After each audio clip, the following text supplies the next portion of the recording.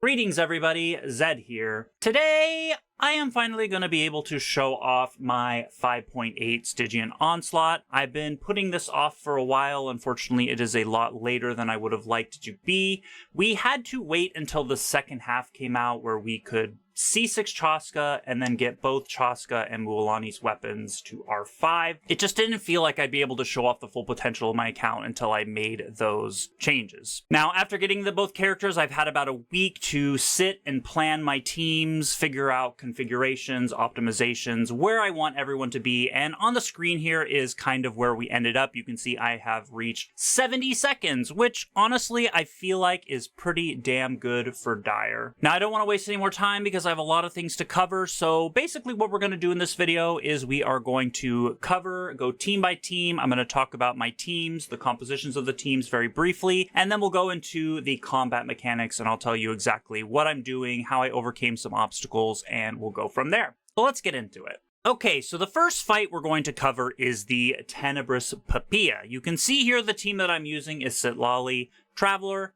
Chevreuse, and Chaska. Now you can see we have 24 seconds on this, and while I am very proud of this time, and most of you at home probably think, damn, that is a really fast time, I unfortunately am not able to rotate this boss with Chaska. The main thing I'm having trouble with right now is ping.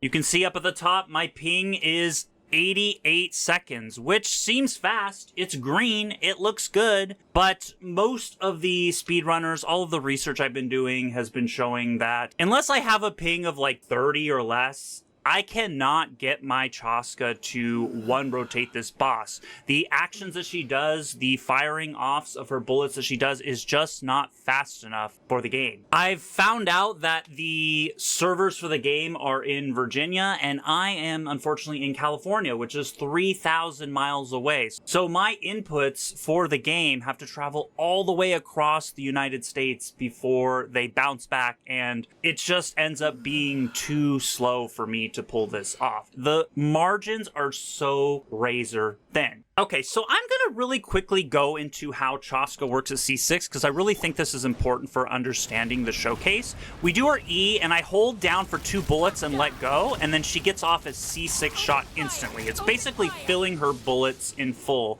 so she gets a free shot. So I'm going to do that one more time just so you guys can see it. I'm going to hold for 2 bullets and then let go, and then she'll get a C6 shot instantly. 2 bullets, C6 shot instantly. Then, after we do that, what you need to do for C6 is hold some combination of about 7 bullets. So I'm going to show you here. We'll do the 2 bullets, get off the C6. I'm going to do 3 bullets, and then 4 bullets. And then you'll notice I get an instant C6 shot off right away. Let's try that one more time. So I do 2 bullets, get the free C6. I do 3 bullets, let go. I do 4 bullets, let go, and I get another C6 off instantly. So any combination of 7 bullets can kind of work here. It's not technically 7, it's really more at about 7.5. It's more of a time thing than it is a number of bullets thing, but 7 bullets is kind of where you want to get to. It's really kind of more of a feeling, and it's really hard to pull off, but it's actually really satisfying once you kind of get it down. Now, the interesting thing about this is there's a number of bullets that actually like gets the shield fully down very easily. So what I've normally been doing is after I do my little support combos, I do 2 bullets, let go, do 2 bullets, do 5 bullets, let go, do 2 bullets, 5 bullets, let go, and then you can kind of just do any combination. But you'll notice when I get to the end here, I cannot finish this off. I miss the last C6 shot that I need. And this is all because of ping. It's ping that's holding me back. My ping, you can see at the top right, it's 80 ping, which is really high. I have tried this thousands of times. I cannot get the ping that I need to pull this off. I'm going to try it one more time without talking, so hopefully you can kind of see me at my best.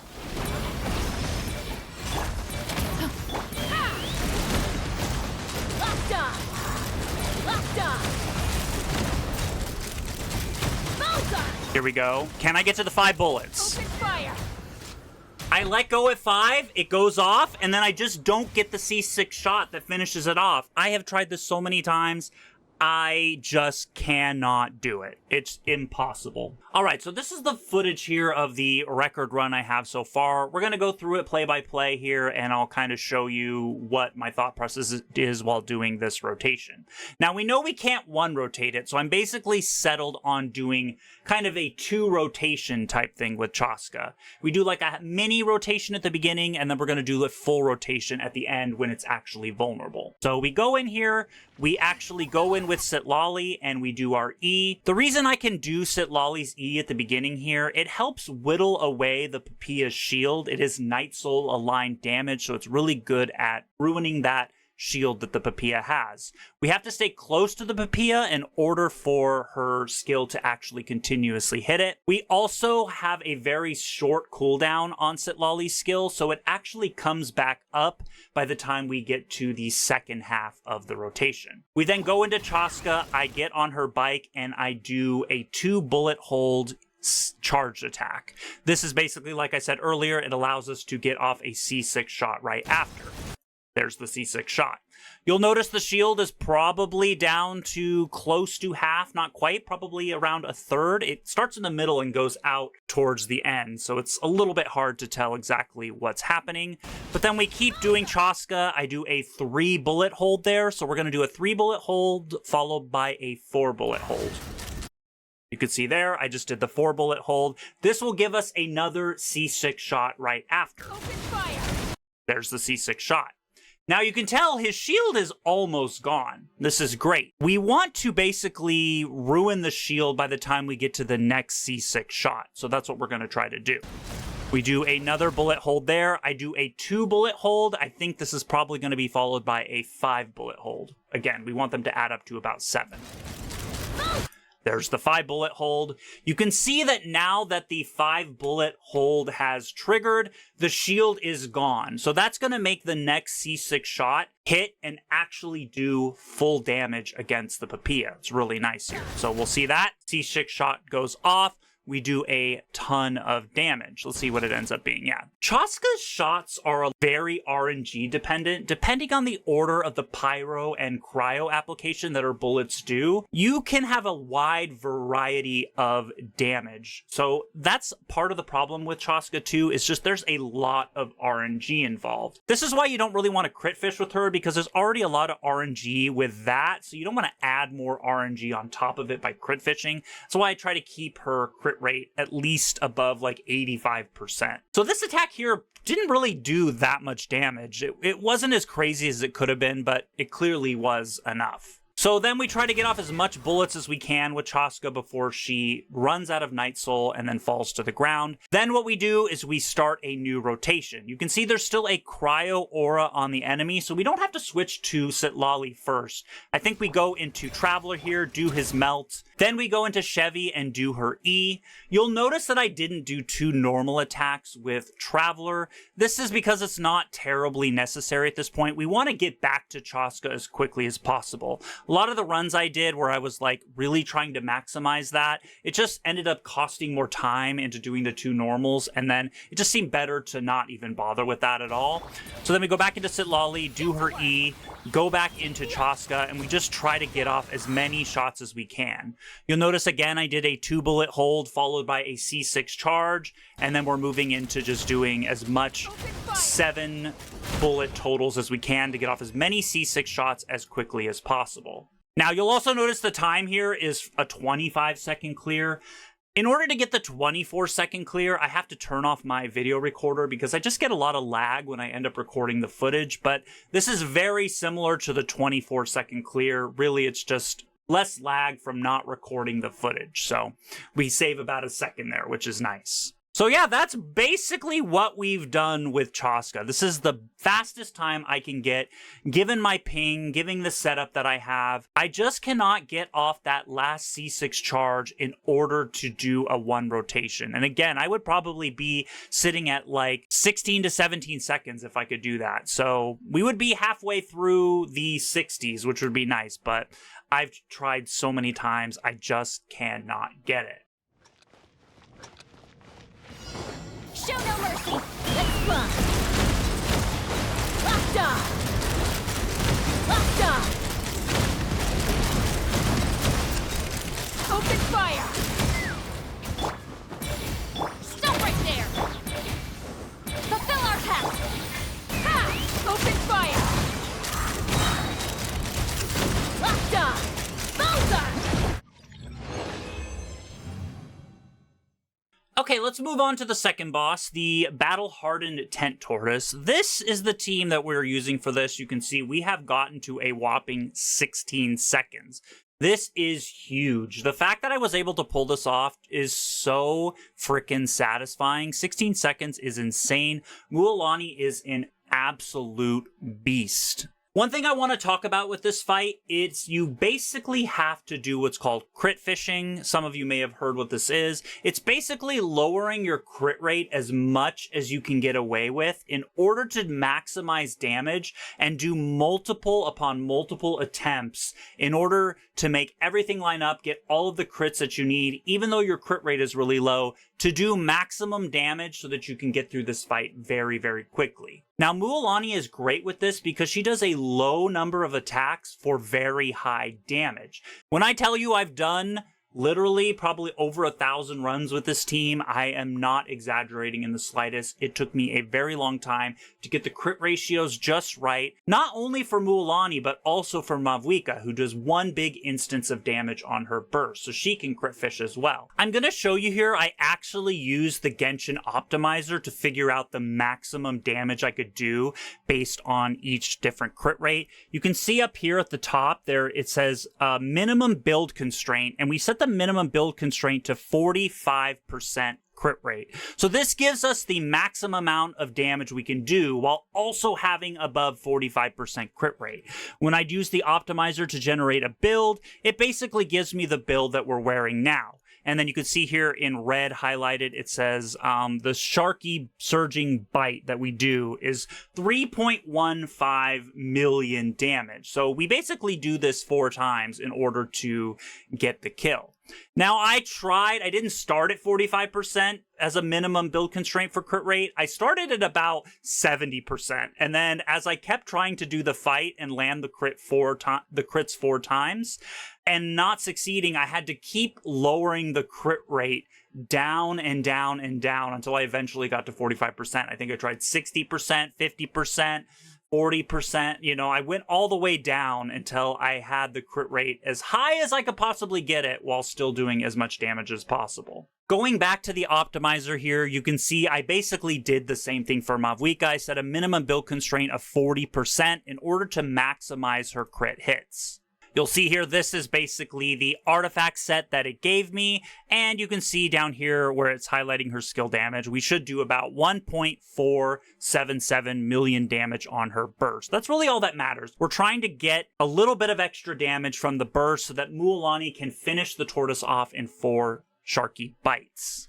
Alright, so I think I can just jump into this fight on the video footage. There's no way I can replicate this in real time while I'm recording because it would just take so many attempts to get off the crits when I need them to crit. So we're just going to do the video footage. I'll do a play-by-play and we'll go from there. So we start off with Mualani.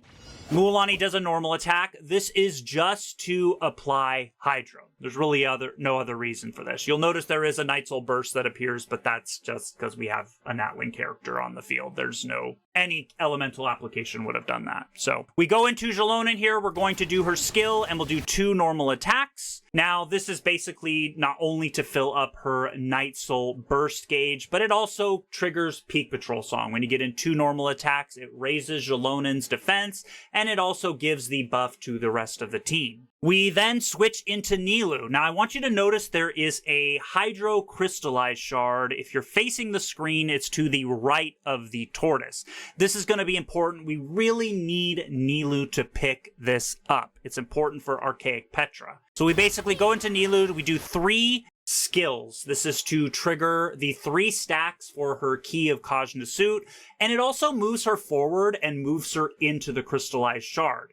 Now, I want to mention that this is very RNG dependent. The shard can appear anywhere. Sometimes it appears at the back of the Tortoise, and that's really annoying. So if Nilou does not pick up the Crystallize here through her 3 skills, the fight has to be restarted. So you can probably start to gather why this took so many attempts, because this is the first layer of RNG that is in the fight. Now, after we collect the Crystallized Shard, we come in with Mavuika and we instantly do a burst. Now, you might be wondering, why am I not skilling before I burst? Well, one, we do not want to wipe the Hydro Aura off of the Tortoise. We want this burst to vape and do maximum damage. One thing to note about Mavuika that I before got very confused is if you're just gonna skill and burst, the skill really doesn't do anything for her if you're going to immediately burst after you skill. The only reason you really want to skill before you burst with Mavuika is if you're going to skill at the beginning of the rotation, move through your supports,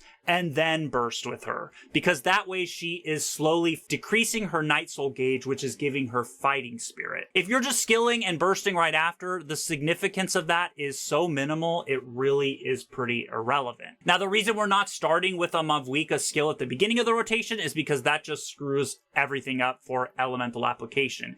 Makes it harder for Xilonen to get her Hydro Crystallize. It just makes everything really, really messy. So that is why we are doing it in this order. So Mavuika comes in with her burst. You'll notice she does about 1.125 damage. This is a little different than what the optimizer gave me. I think for the optimizer, I had a couple extra buffs factored in that don't really apply here. So that's why it's a little bit lower than that. Then right after, we make sure to skill with her. You can see when we do the bike charge through the enemy, that is applying her skill. It looks a little bit different than if she's off her bike. It's nice because we also kind of move through the enemy. It's very quick. It applies a little more pyro for Mualani so that she can vape more consistently. So then we switch to Mualani here. You'll notice right off the bat, I have almost 3 charges. This is because of her C1, I believe. It might be her C2, I forget, but she starts with 2 charges immediately on her Night Soul burst gauge. So it's very quick to do her first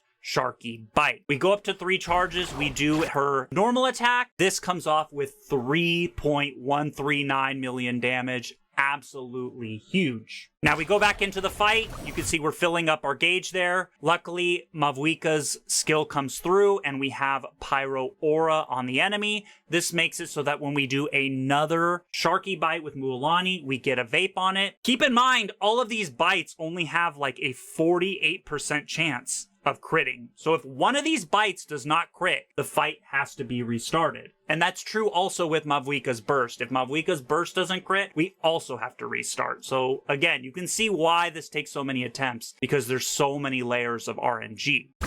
Now we go through, we do 2.9 million damage. You'll notice the damage is starting to taper off a little bit. I'm assuming this is because some of the buffs are starting to wear off as time goes on. So we go again, we fill our gauge up as quickly as possible. We're also trying to catch the blowfish that Mualani creates. This fills up her Night Soul gauge a little bit faster.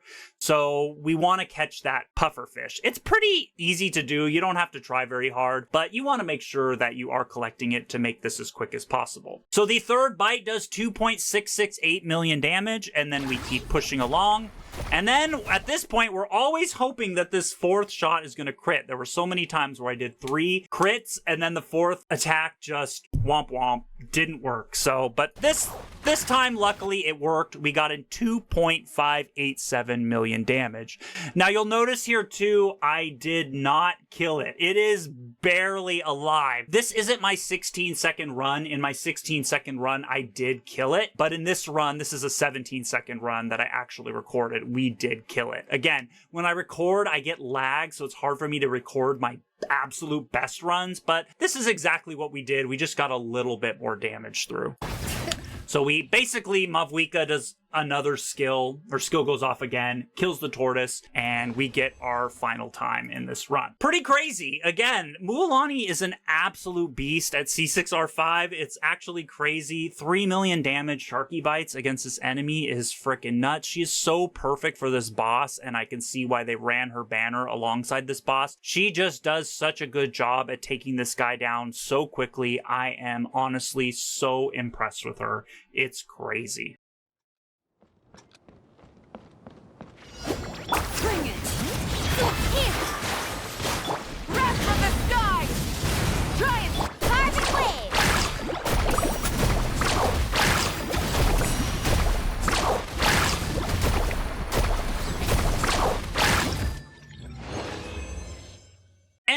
we are at the final boss, the Pipilpan Idol, the cactus. He's so darn cool. I actually really like this boss. I just think he's so fucking cool the way they designed him. The whole, like, it's just the vibe is so on point with this boss. I'm actually beaming when I see this guy. We are bringing our final team with Veressa, Furina, Inefa, and Xianyun. This team is really good. We do a lot of electro charge reactions and lunar charge reactions with Inefa that it really burns this guy down very quickly and brings us to our final fight. Okay, and for the sake of time, we're just gonna jump right into the video footage here, and I'm just going to do the play-by-play of how we basically do this fight. Furina, we're going to start with her E. This is basically just to get the ball rolling. We are applying Hydro. We're getting all of her support buffs online. Nothing too much to mention here. We then quickly switch to Inefa, who does her E. This is, again, we shield up. We start applying Electro. We're getting that ball rolling on Electro charge damage. Both Furina's E and Inefa's E just basically constantly attack the enemy with Hydro and Electro. So we're constantly doing Electro charge damage. We then move into Xianyun. With Xianyun, we start our first skill. We have 2 charges of her skill since she has C1. So we basically are doing her first charge. We're going as quickly as possible. We only do 1 jump and then we instantly plunge. We're going to make sure to collect the first set of particles with Xianyun. This is really important. We need to get her burst rolling. So she does need to collect 1 of these sets of particles that she creates. So after that, you can see as the particles start to fall upon her, I wait a little bit and I hesitate before I do her second E. We need to make sure the idol has enough time to jump backwards. If I do the second E too quick, he ends up moving back, and then the second E that Xianyun does when she plunges, she basically ends up missing a lot of the time. So you really need to just take a breath, pause, wait for him to jump back, get off the attack to make sure you land right on top of him. If you miss, you don't generate particles, so that is basically a reset if I end up missing. So we do the second skill, landing right on top of him. You can see there are particles up in the air. We need to make sure we catch these with Furina. She really needs these. She cannot burst as fast as she needs to if she does not collect these particles. So we switch to Furina there. We kind of just do a couple normal attacks just for kicks. I think she has the C6 infusion for Hydro since we did a skill with her earlier. I'm actually not 100% sure on that. It looks, I don't know, I don't see any normal attack damage. So I think she is applying Hydro, but it's not super important to what we're doing here. We're just making sure we collect her particles and giving her something to do here. So once she collects the particles, we quickly switch into Veressa. We want to get off an attack with Veressa before he moves off, because once he moves off, you kind of have to wait until he lands where he's going to land before you can start dealing damage again. But you can kind of squeeze in an attack if you're fast enough. So we jump into Veressa, we do a skill, double normal, and then a burst. And we just try to get off a little bit of damage here. And you can see the targeting with Veressa is actually kind of cringe. Once he's in his little sombrero, the targeting is mess. She just goes off wherever she wants. She does not focus on the sombrero that's on the ground. It's actually quite irritating. I really wish she would so that she wouldn't kind of get thrown off track. But her burst landing does do a significant amount of damage. And you can see we've knocked a little bit of the shield away before it even starts its little game of moving around the field. So once we do that, we're kind of going off.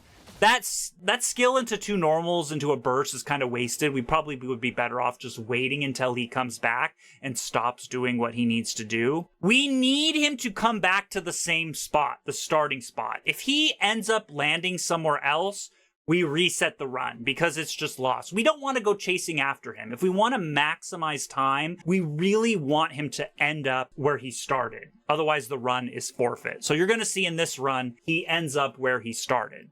So we go back into it. We do another normal attack or another little chain with Veressa. You can tell that this is actually the right target because we got a huge chunk of its shield down. If the shield doesn't move, then you basically know, oh, okay, this is not the actual cactus. It's somewhere else right now. And by that point, I would restart the run. So then at that point, luckily, Furina has her burst. Jan Yun has her burst, this is super critical. We need these bursts to be in this spot. And luckily, we land it. We have enough ER on Furina. We have enough ER on Jan Yun. We managed our particle generation very well. This lets Furina burst. Then we follow it up with Jan Yun's burst. Obviously, Jan Yun's burst does a ton of healing, so this helps Furina build up fanfare stacks very quickly. It's actually really cracked how strong this is. This also triggers Noblesse Oblige, by the way, so the whole team is getting an attack boost from Noblesse. This is crazy good. We go back into Anefa, we do her E again. We want to make sure that E is back on the field because by this point it is completely wiped. So we go back, we do another E, then we basically just go in with Veressa and we pop off. We do a skill, we do 2 normals, we do a burst, and then we just keep doing that over and over until it's dead. You can see the bursts are doing a lot of damage. You know, as the bursts continue to progress through the fight, they do less and less damage as the buffs start to wear off. But you can see towards the end of it here, we're doing 332,000. Maybe I'll go back a little bit and we can see exactly how much damage we're doing, because I've actually really haven't paid too much attention to that. So here's the burst with Furina and Jan Yun.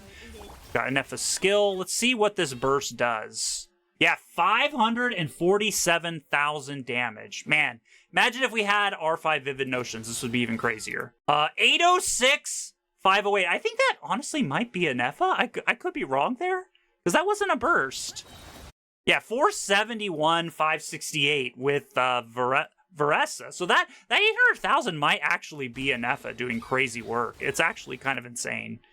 529,000. Yeah, we're pumping them out. Chad, if you know where that 800,000 came from down below, let me know. Is that Anefa? I'm actually not fully sure. I thought Anefa's damage was more on the lunar charge end, but her skill does do a lot of damage, especially at C6R5. I'm sure it's popping off like crazy. So this is where we end up, 31 seconds. Now again, my total is actually 30 seconds.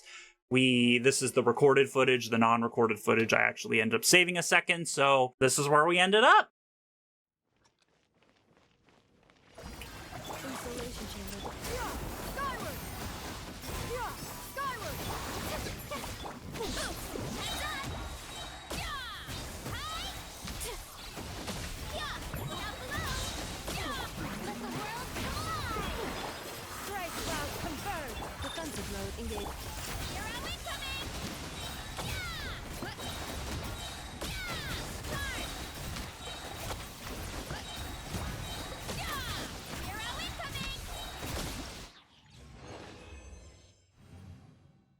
And that is going to about wrap it up, guys. I hope you enjoyed watching me struggle through this Stygian Onslaught. The real thing that's holding me back at this point is ping. I absolutely don't know what to do about that. I've actually downloaded a program that helps me route my connection to the Hoyo servers in the most optimal way, and it still doesn't reduce my ping enough. Like, I'm still at like 75 ping at best, and that is still not enough for the Chaska team. So, unfortunately, living on the west coast of the US is actually hurting me quite a bit, which is actually pretty darn discouraging if I have to be honest. Spending this much money on the game and then having something like that hold me back to do even more better clears is just so cringe in my opinion, but I'm gonna hold strong. I'm gonna try to persevere as much as I can. I'm gonna hope that more of the fights in the future are less ping dependent, but even then, even if the fight isn't fully ping dependent, I'm always gonna be a little bit behind some of these like top clears that can do insane amounts of damage in a quicker amount of time just because their connection speed is faster and they're closer to the Hoyo server. So until then, we're probably going to bitch like a little baby and whine every single Stygian Onslaught video I do. I'll try not to be too insufferable with that, but I probably will bring it up every single time and use it as a crutch to explain my cringe skill issue. In the future, I will try to make these Stygian Onslaught videos sooner in the patch. I know this one is really late. We're kind of in week 4 or 5 of the patch right now. By the time this video gets released, we'll probably be in week 5. So that's definitely later than I want it to be. When we reach a point where I have every single character at C6R5, which we're getting pretty darn close to, this won't be as much of a problem. I can tackle these challenges right when they open up and get a video out much faster. So hold on to your butts for that. I promise we'll get these out quicker. I plan on having a more rigorous release schedule for videos starting in Nod Cry. So hang in there. That is coming, I promise. In the meantime, hope you enjoyed the video. Hope you enjoyed hanging out with me today. I will see you guys in the next one.